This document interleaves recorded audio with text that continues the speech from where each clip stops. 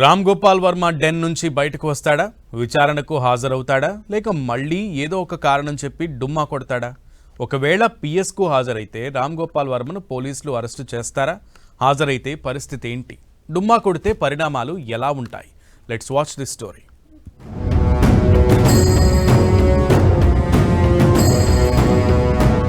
నేడు ఒంగోలుకు ఆర్జీవీ హాజరుపై పోలీసుల ప్రకటన. ఒంగోలు పిఎస్లో ఏం జరగబోతోంది? వివాదాస్పద డైరెక్టర్ రామ్ గోపాల్ వర్మ నేడు ఒంగోలుకు రానున్నారు. తనపై నమోదైన కేసు విషయంలో ప్రకాశం జిల్లా ఒంగోలు రూరల్ పిఎస్లో హాజరవనున్నారు.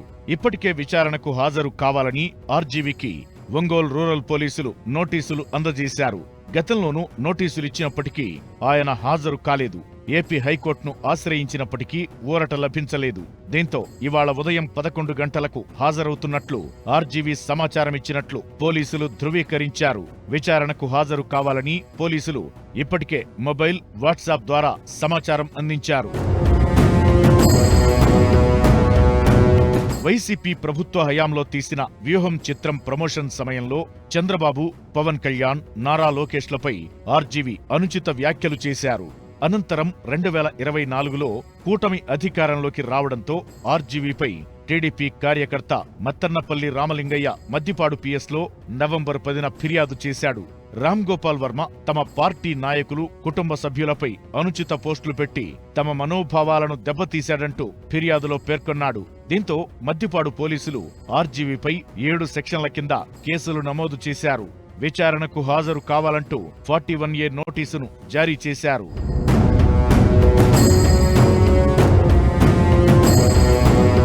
ఆర్జీవీ కేసుపై విచారణ చేపట్టే అధికారిగా ఒంగోలు రూరల్ సీఐ శ్రీకాంత్ బాబును నియమిస్తూ ప్రభుత్వం ఉత్తర్వులు జారీ చేసింది.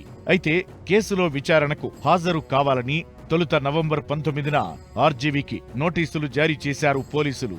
ఆ తరువాత హైదరాబాద్లోని ఆయన నివాసానికి నోటీసులు అంటించారు. అయితే తాను సినిమా షూటింగుల్లో బిజీగా ఉన్నానని, పోలీసులు సూచించిన డేట్లలో వస్తే భారీగా నష్టపోతానని ఆర్జీవీ తెలిపారు. తనకు వారం 10 రోజులు గడువివ్వాలంటూ అప్పట్లో పోలీసులను కోరారు. ఆ తరువాత పోలీసులు నవంబర్ 25న విచారణకు హాజరు కావాలంటూ మరోసారి నోటీసులు జారీ చేశారు. కాని ఆర్జీవీ పోలీసుల కళ్లుగప్పి అజ్ఞాతంలోకి వెళ్లిపోయారు.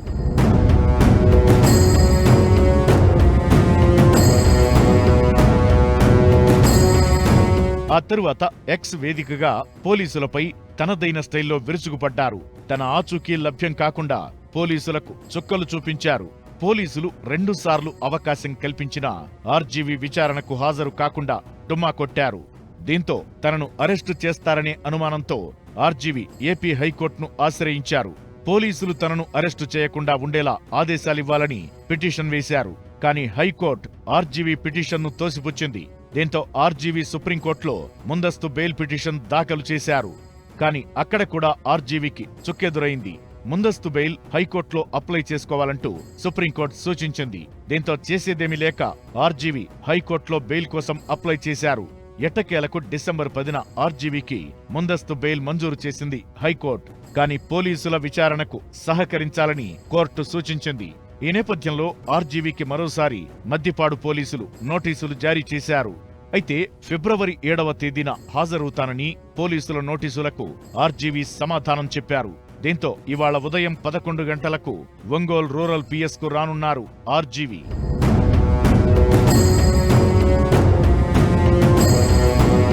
ఈ నేపథ్యంలో విచారణకు ఆర్జీవీ హాజరవుతారా లేదా అనేది ఉత్కంఠగా మారింది. ఒకవేళ ఆర్జీవీ పిఎస్కు వస్తే ఆయన విచారణ ఎలా ఉండబోతోంది? విచారణ సందర్భంగా ఆయన్ను ఎలాంటి ప్రశ్నలు అడిగే అవకాశముంది? ఆ ప్రశ్నలకు ఆర్జీవీ సమాధానం చెబుతారా? ఒకవేళ సరైన సమాధానాలు రాకపోతే అరెస్టు చేస్తారా లేక మరో అవకాశమిస్తారా అనేది తేలాల్సి ఉంది.